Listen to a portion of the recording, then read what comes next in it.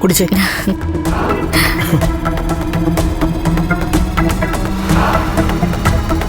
ഇപ്പോ അവളുടെ കുഞ്ഞ് പോയിട്ടുണ്ടാവും അല്ലേ മുത്തശ്ശി? പോകാതെ പിന്നെ മരുന്നകത്ത് ചെന്നതുകൊണ്ടല്ലേ അവളെ ആശുപത്രിയിലേക്ക് കൊണ്ടുപോയത്. ഇനിയിപ്പോ ആര് വിചാരിച്ചാലും ശരി, കുഞ്ഞിനെ രക്ഷിക്കാനൊന്നും പറ്റത്തില്ല. അച്ഛനകത്താവോ എന്തോ? അവനെങ്ങനെ അകത്താകാനാ? അതിന് അവനെന്തെങ്കിലും ചെയ്തിട്ടുണ്ടോ?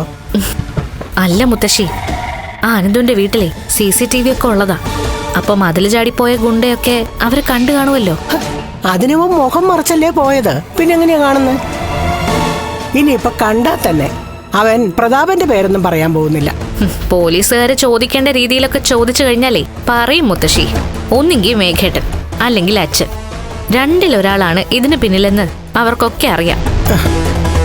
മോളെ, ഇനിയിപ്പോ ഇതിന്റെ പേരിൽ ജയിലിലേക്ക് പോകേണ്ടി വന്ന പ്രതാപൻ അങ്ങ് പൊക്കോളും. അതിനൊന്നിനും ഒരു മടിയില്ലാത്ത കൂട്ടത്തിലവൻ. അവന്റെ കൺമുന്നിൽ വെച്ച് എന്നെ തല്ലിയത് അവനും സഹിക്കാൻ പറ്റിയിട്ടില്ല. കുഞ്ഞു പോയിട്ട് വാവിട്ട് നിലവിളിക്കുന്ന അവളെ എനിക്കൊന്ന് കാണുന്നുണ്ടോ മുത്തശ്ശി? നമ്മളിപ്പോ അങ്ങോട്ടൊന്നും പോകണ്ട. നമ്മൾ അവിടെ ചെന്ന് സന്തോഷം പ്രകടിപ്പിക്കുമ്പോ അവക്ക് കൂടുതൽ വാശി വരും. അച്ഛനെയും മുത്തശ്ശിയും രക്ഷിക്കാൻ വേണ്ടിയിട്ട് എനിക്ക് അനന്തുവിന്റെ വീട്ടിലേക്ക് പോകേണ്ടി വന്നില്ലേ മുത്തശ്ശി? അവിടെ പോയി തല താഴ്ത്തി നിൽക്കേണ്ടി വന്നില്ലേ? അതൊന്നും പെട്ടെന്ന് മറക്കാൻ പറ്റില്ല എനിക്ക്.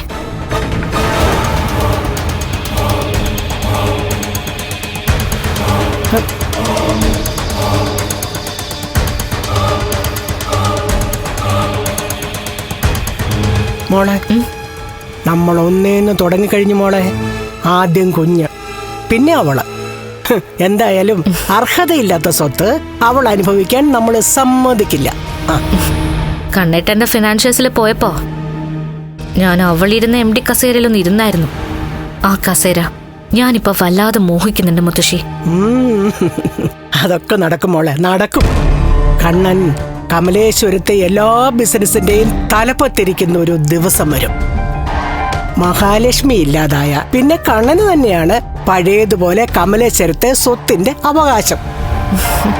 അവനെ കെട്ടണമെന്ന് പറഞ്ഞാണ് വാമദേവൻ അവന്റെ മോളെ അവിടെ കൊണ്ടു നിർത്തിയിരിക്കുന്നത്.